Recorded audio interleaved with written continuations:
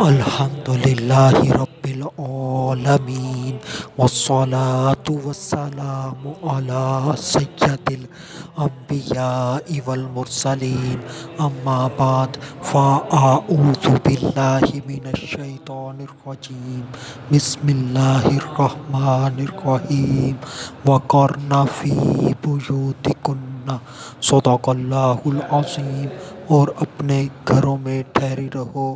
آج کا جو میرا عنوان ہے وہ ہے شک کی بنا پر کسی پر الزام مت لگائیے۔ درود پاک کی فضیلت نبی اکرم نور مجسم شاہ آدم و بنی آدم سیاہ لا مکان شب اسرا کے دولہ مصطفیٰ جان رحمت صلی اللہ علیہ وآلہ وسلم نے ارشاد فرمایا، تم جہاں بھی ہو مجھ پر درود پڑھو، تمہارا درود مجھ تک پہنچتا ہے۔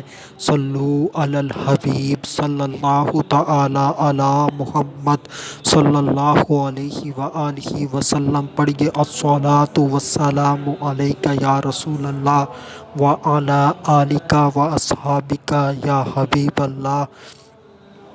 دین اسلام شریعت مطہرہ کو ایک مسلمان عورت، ایک مسلمان مرد کی عزت و آبرو کا بہت خیال ہے۔ دین اسلام نے ایک مسلمان عورت، ایک مسلمان مرد کی عزت و آبرو کی حفاظت کا بہت سخت اہتمام کیا ہے، یعنی کہ کوئی کسی مسلمان کے اوپر شک کی بنا پر، شبہات کی بنا پر، سنی سنائی بات کی بنا پر کسی مسلمان مرد عورت پر الزام نہیں لگا سکتا۔ اگر وہ الزام لگاتا ہے تو اس کو 4 چشمدید گواہ لے کر آنے پڑتے ہیں۔ اگر یہ بھی نہ کر سکے تو جس کے اوپر الزام لگا رہا ہے اس کو اپنا جرم کو قبول کرنا پڑتا ہے کہ ہاں واقعی یہ میں نے کام کیا ہے یا کروایا ہے۔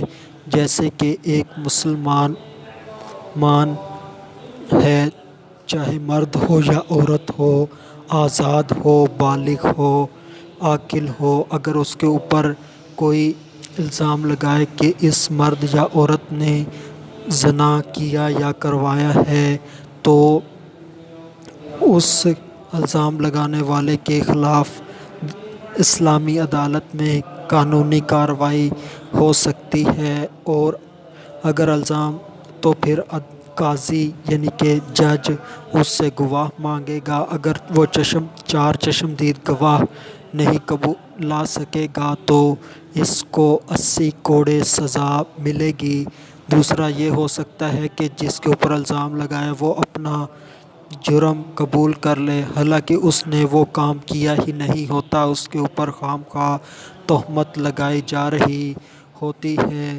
تو آج لوگ کہتے ہیں کہ جب ہمیں کوئی دنیا میں پوچھنے والا نہیں تو آخرت میں کون پوچھے گا، تو وہ اس طرح کے الزام لگانے سے نہیں ڈرتے اور دوسروں کی سنی سنائی باتیں آگے بیان کر ڈالتے ہیں، دوسروں کے عیب اچھالتے رہتے ہیں۔ تو کل بروز قیامت ان کی پکڑ ہوگی، ان سے پوچھ گچھ ہوگی۔ اس حوالے سے حدیث سماعت فرمائیں۔ حضرت سیدنا اکرمہ رضی اللہ تعالی عنہ فرماتے ہیں کہ ایک عورت نے اپنی لونڈی کو زانیہ کہا تو حضرت عبداللہ بن عمر رضی اللہ تعالی عنہ نے اس عورت سے پوچھا، کیا تو نے اس لونڈی کو زنا کرواتے ہوئے دیکھا ہے؟ تو اس عورت نے کہا نہیں، تو حضرت سیدنا عبداللہ بن عمر رضی اللہ تعالی عنہ نے ارشاد فرمایا، قسم ہے اس ذات کی جس کے قبضہ قدرت میں میری جان ہے، تجھے اس وجہ سے قیامت کے دن 80 کوڑے لگیں گے۔ اس حدیث کا حوالہ مصنف عبد الرزاق جلد 9 صفحہ 320 حدیث نمبر 18293۔ دوسری حدیث سماعت فرمائیں، حضرت سیدنا ابن المسیب رضی اللہ تعالی عنہ نے فرمایا، جو اپنی لونڈی کو زنا کی تہمت لگائے اسے قیامت کے روز لوہے کے 80 کوڑے مارے جائیں گے۔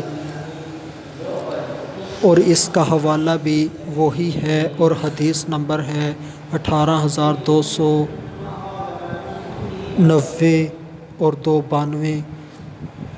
تو جو بھی کسی بھی مسلمان عورت کے اوپر یا مرد کے اوپر الزام لگاتا ہے، گالیاں دیتا ہے، اپنی زبان چلاتا رہتا ہے، بری باتیں کرتا ہے، تو اسے اپنی زبان کو کنٹرول میں رکھنا چاہیے۔ اس کی سزا اسے دنیا میں بھی بھگتنی پڑ سکتی ہے اور آخرت میں تو اللہ کی عدالت لگنی ہی ہے۔ ہمیں اللہ پاک سے ڈرنا چاہیے، اللہ پاک ہمیں بد زبانی سے بچائے، گالیاں دینے سے بچائے، ہمارا خاتمہ بالایمان ہو۔ وما علینا الا البلاغ المبین۔